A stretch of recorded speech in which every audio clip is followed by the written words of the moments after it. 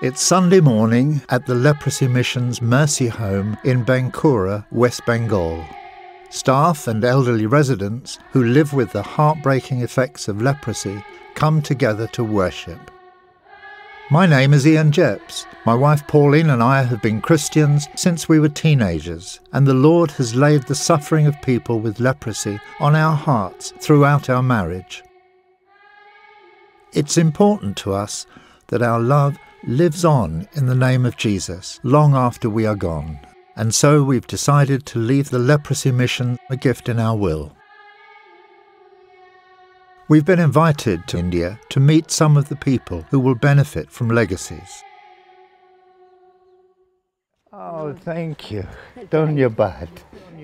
After the service, we're taken to meet the more disabled residents of the Mercy Home. Thank you. There's a real feeling of love and compassion here, but nothing can hide the pain and anguish of those who have suffered so terribly for so long. Everyone here has been abandoned by their families and by society. I was taken to meet Habu. He's 86, blind and almost deaf. He's lost his fingers and most of his toes to damage caused by dangers he can no longer feel. Thank you. His life has been so different from mine. What a wonderful guy. Yeah. I've seen people with leprosy before, but it still distresses me to see people so profoundly affected by the disease. They're still excluded, still avoided in the streets, and left to live in the shadows. We know that legacies enable the Leprosy Mission to break this devastating cycle of exclusion and disability. To find out how, Pauline and I are going to visit the mission's vocational training centre. Here, young people affected by leprosy are trained in technical skills that are in high demand. Employers often discriminate against leprosy-affected people, but the skills they learn here will open a whole new world of opportunities. I spoke to one of the students about her hopes for the future.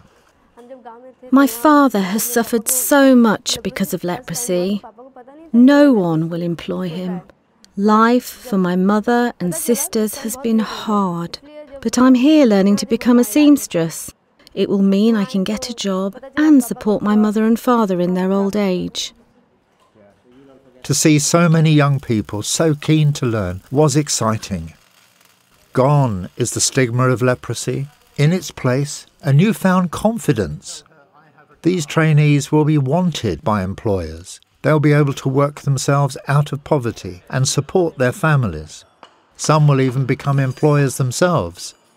As a lifelong supporter of the Leprosy Mission, I'm so happy to see such positive change in their lives.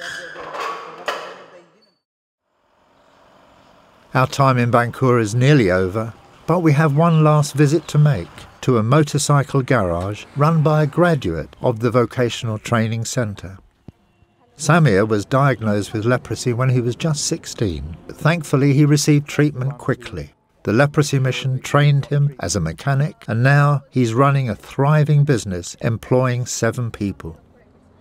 It's absolutely thrilling to know that just a little investment in a person's life can achieve such an amazing and wonderful difference, not only for one individual, but for many individuals, which will go on into the years to come.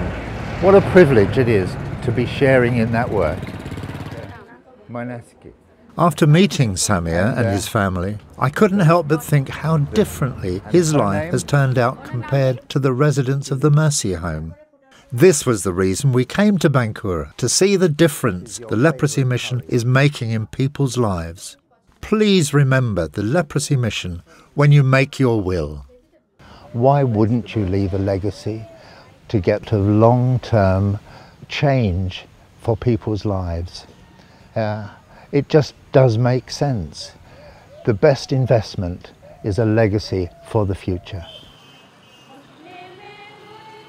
As Pauline and I go for one last cup of tea before we fly home, I am reminded of a saying by Eddie Askew, a former director of the Leprosy Mission.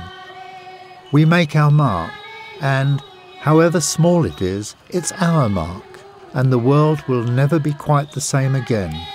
God grant the mark we leave is the mark of the cross. Please remember the Leprosy Mission when you make your will. Thank you.